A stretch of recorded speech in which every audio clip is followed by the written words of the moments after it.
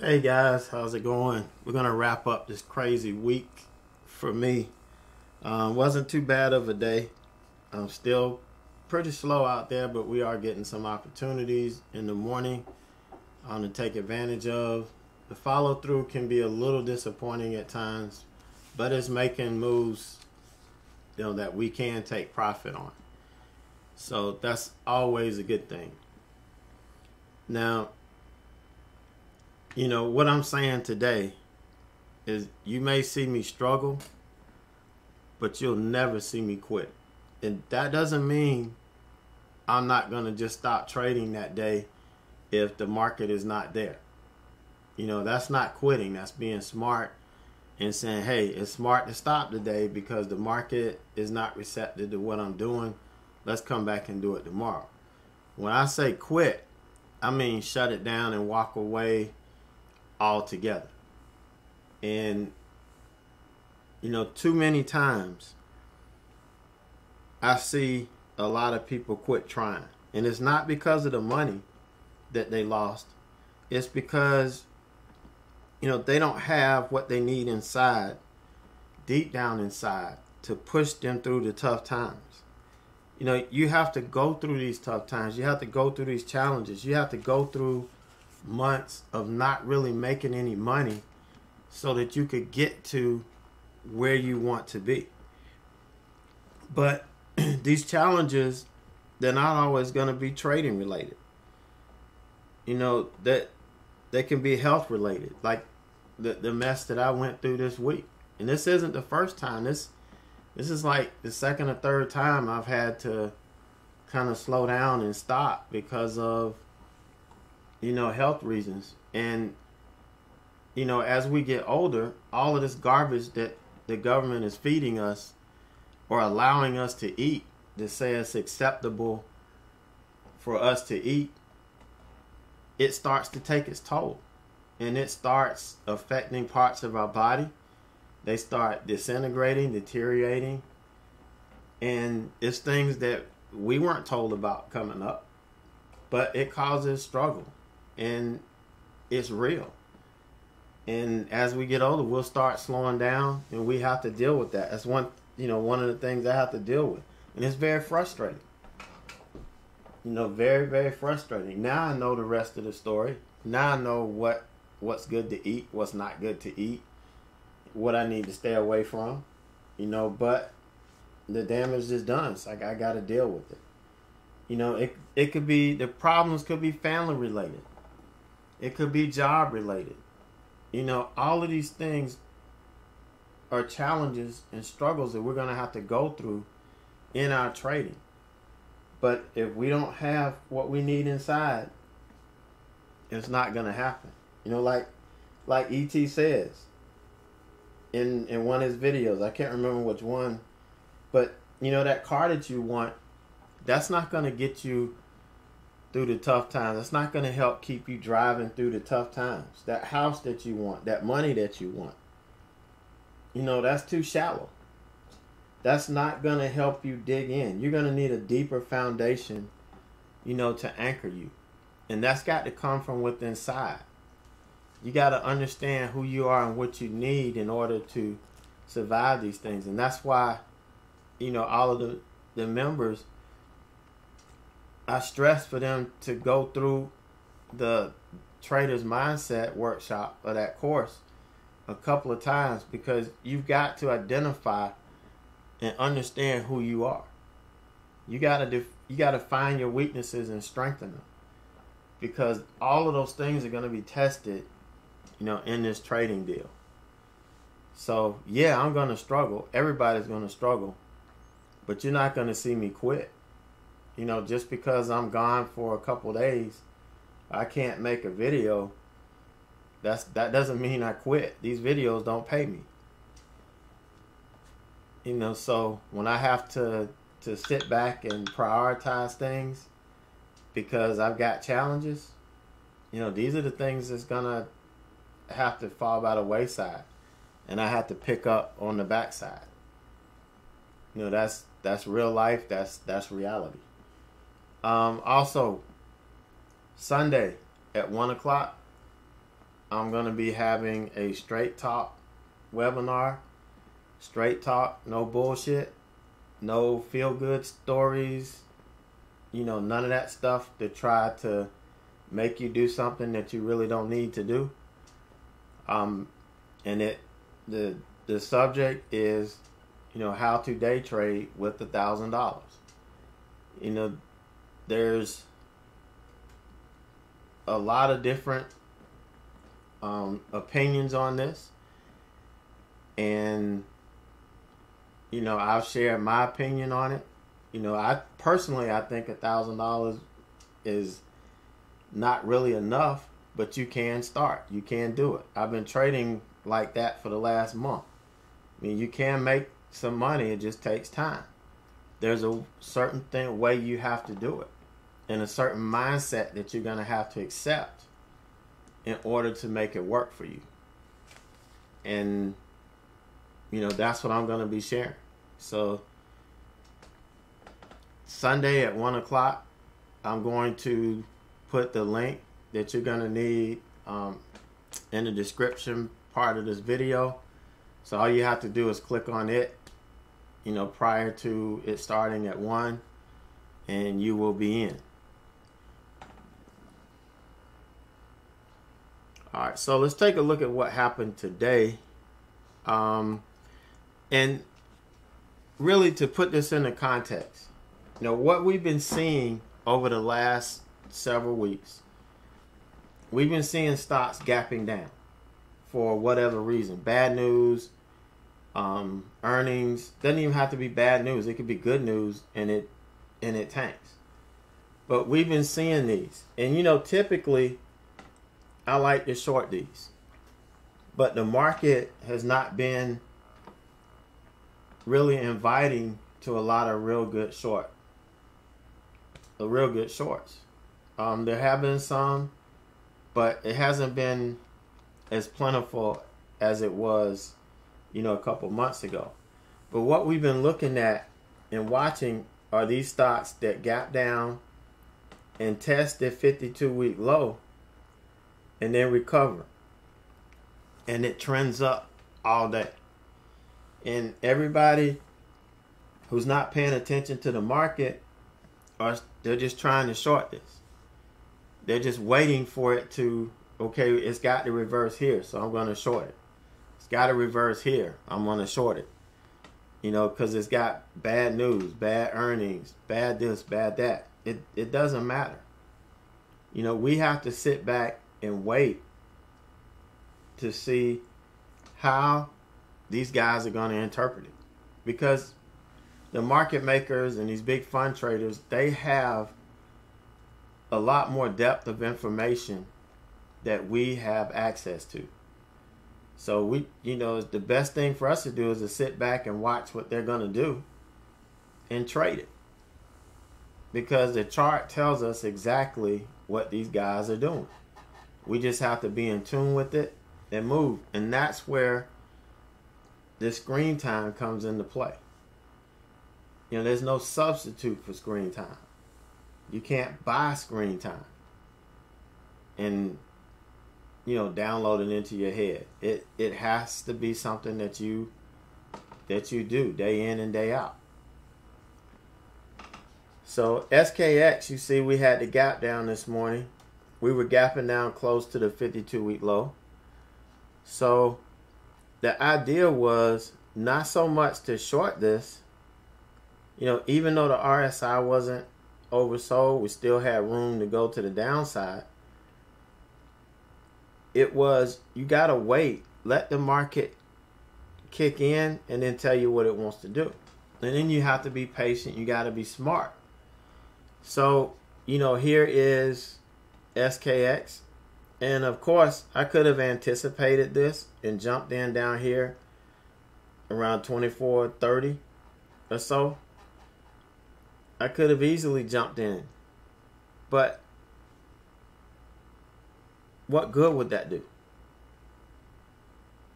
If it turned around and came back. So if you're trading a smaller size, if you are just learning and trying to learn how to read price action and how to understand where to get in and where to get out of stocks. Because that's important. Executing is very important. If you're learning all of that, you got to wait on confirmation. Now, I'm not saying you're going to have to do it forever, but you got to learn and get comfortable and be consistent in what you're doing and learning at the same time. So here, this candle pushed up, closed above the opening range high. Well, for me, the 50 sitting right here, there's no way I'm going to short into that. That's just a rule that I have. And it just because the 50 is here doesn't mean that it's going to reject. It means that there is a possibility that it can reject, because each one of these levels are a supply zone. You got buyers and sellers sitting there. And it may be automated traders. It may be, live traders that are basing their trades off the 20, off the 9, whatever. And they may not even be on this chart. They may be on a 2-minute chart. They may be on a 15-minute chart. Who knows? But what we have to be able to do is read the chart that we're trading, read the price action, and make decisions based on, what we see and what it's most likely to do based on our experience. So I waited until we closed above the 50-day, waited for this candle to open. And you see it tested low, came back. Once we broke the high of this candle, we made a higher high relative to this candle. I was in. And you can see it still kind of fought its way up. But this was a real good entry. And it was based on this stock pushing over and holding the 50. So if we turned around and pulled back and closed back below this, I'm taking it off. We're done. So I get in, my stop, I'm in 100 shares, so my stop's gonna be on 50 cents, because $50 is my max loss. I get in, first target is the first significant level of resistance that we're gonna run into. And in this case, this was the 100. And if you guys were with me in chat, you saw exactly what I was talking about. How when it hits these levels, how stocks react. You see buyers and sellers come in. You see the activity pick up around this level. And it could be 10 cents before, 10 cents after. But you don't know what it's going to do. You can guess. But you have to wait and start to see who's going to win, where's the momentum going, and, take it from there. Now, what I was going to, I could have taken it all off here and then got back in for a move back up to the 200, because this was going to be my final target. But it did not work. It didn't go that far. I took some more off up here because we started stalling. I saw that on the level 2. And time and sales, I started to notice a shift. And sure enough, the next candle we pulled all the way back to the 100. And my rule right now was I'm taking one trade a day. Until the market picks up a little bit more and we get more volume coming in after or through 10:30, 11 o'clock, I'm only taking one trade a day. So here I tried to be smart and say, you know what? I'm going to add to this position so that I can ride it up and take profit all the way up. Well, and this was a good place to add, but the proper add point would have been once this candle broke the high of this candle. That would have been the proper add point. But I jumped the gun here, started feeling a little bit good and thinking that, yep, this is just what I want to see. We're bouncing off of this. And sure enough, we never made a higher high. And we sold back off and pulled right back down to the 20 here, but it stopped me out. And the only good thing is I stuck to my stop. So instead of me making, a little over $100 on this trade, which is what we wanted to do, we wanted to make a little over 100, risking 50. Ended up only locking in about $50 on this. So, at that point, it was done. It was time for me to stop trading here. And I kind of turned the reins over to my mini-me here because, I'm teaching him how to trade. And I'm just giving him scenarios so that, to see if he can execute a plan without thinking, without looking at any other input, without listening to anybody else. Just follow the plan. And the plan was, once we confirmed over the 100, which he knows what I mean by confirmation. He knows we need a candle to close above this. And then he knows he needs the next candle to open and make a new high relative to the candle that closed above this. And then you get in. Well, of course, you're going to get fooled sometimes. The market is not going to do what you want it to do exactly when you want it to do it every time. So his entry was here. The stop would be a claim of this 20. Not the 50 or the 9 because that's just too close. You're not giving it enough room. And down here, the VWAP and the 50 was just too far. So this was going to be the 20. So this one closed below the 20. If this candle opened and made a new low relative to this, that's the signal to get out. Technically, the trend is broken or the trade is broken and it's time to get out. Now again, just because it made a new low doesn't mean it's going to wash out. But most of the time, and we're looking to play the percentages here, there's a higher percentage of time that when this breaks, it continues lower and we never recover.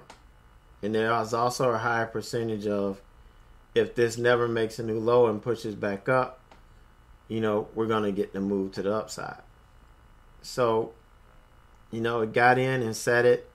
And this was a slower grind up. Here we had a stop loss seeker, which, it probably took some people who were sitting there on edge, just waiting and not have just lost sight of their plan or lost focus. That's why I write mine down so that if I get to this point and I'm like, well, what the hell am I supposed to be doing? I was green all through here. Now I'm red. What am I supposed to be doing? And if I don't have it written and I don't have anything to go by, I may forget this elaborate plan that I had up here and then stop out and take the loss, which may have left me break even or maybe even negative a couple dollars. But here was the little stop loss seeker. By then, the 20 had pulled up far enough. It pulled up above where the 20 was at this time. So I can work off the 50 now. But, that's not what he had. He was still working off of this, but he still had a max loss. He knew that under here would signal a trend change, that we had lost trend.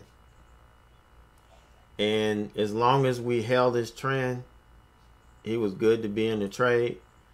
Final target was just below the higher day. His higher day here was 26.30. He had an order here at 26.25. It just filled over 3 tickets. This is one order, but this is what happens sometimes. It just filled over 3 tickets. Sometimes you can't get just a 300 share order. It'll have to fill it over.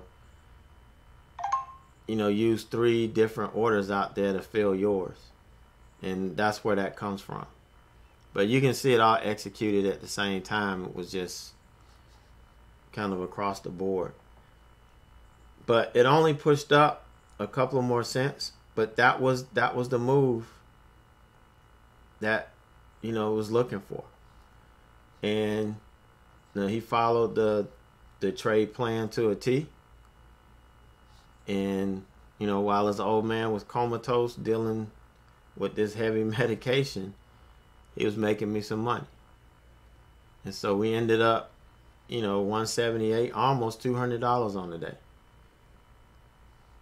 But still nice, consistent. We stayed with the trend. And this is typically what we've been seeing in the market, these slower trends. And you get your money on the first big move, and then you just leave a piece on and let it continue to pull money in for you to the end of the day. And you can't beat these. And let's look at a couple here. PM was yesterday. This is the one that I really got kind of lost on, to be honest with you. Here was one we were gapping down. We were close to the 52-week low. We opened and we started selling hard. And this is what convinced me to go short yesterday. That it was selling hard at the open. And I thought we were going to pull all the way through. But you got to be patient. You have to be patient. So, look at what happened here at the open. We had this huge sell candle. I got in around here. This is a bear flag if I've ever seen one. But it failed. It completely failed. The proper entry on this would have been right here where this broke. Or you wait for this candle. This candle is the first one to close outside of the 5-minute opening range. We had a pre-market low here. So for me, there was no entry above the pre-market low. Not only did I need to wait for this, I had to wait for it to breach the pre-market low. So I had no choice but to wait for this candle to close. And then if this candle opens and starts to sell and we make a new low, that's where you get in. But, this one was still fine.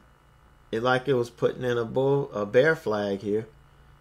And I'm thinking, hey, I'm in good shape. This is going to go down. But it didn't. And it made the same move that we saw this stop today. We gave the head fake to the short side. And we made the grind up all day. This would have been a nice trade to get in and trade the trend, just like we did on SKX today. So, here's another one from the other day. This HCSG, you see the huge gap down here? And then what did we have? We had a solid green day. It pulled down to just over 37, and then it bounced and it finished green. And here's yesterday, picked up another couple points on it. But here we would think, okay, we're probably going to get short here. Here's the level that's probably going to hold it up, but we still have good room down to 52-week low and all of this. But it didn't set up. And then here is the opposite. This is AA. Yesterday, when it reported earnings, it had a huge sell-off. This one got down, but it kept selling. This one got down, pushed up at the open, and then just started selling. And here was a 52-week low. It went straight through it. and made a nice move yesterday. Today we opened and we continued selling. But it's the same thing. You have to wait. Like over here, here's where everything got reported. This is like in the afternoon, the evening hours. Here we opened up yesterday. We could not push and make a new high. So the sell-off came. This would have been a perfect setup for an all-day hold. But, you know, on AA, and I think a few people did catch this. But look at the huge sell-off. We kind of bounced here around the 52-week low, but never threatened to run all the way back up. Showed weakness, sold off again. Actually, just kept going and gave a real good trading day. So it's all about being patient and waiting and letting it set up. And just because it's a gap down doesn't mean it's going to sell off. It can sell off like this, or you can get these where they start to bounce.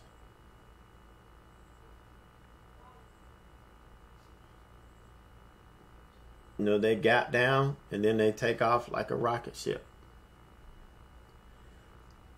All right, so that's what we did today.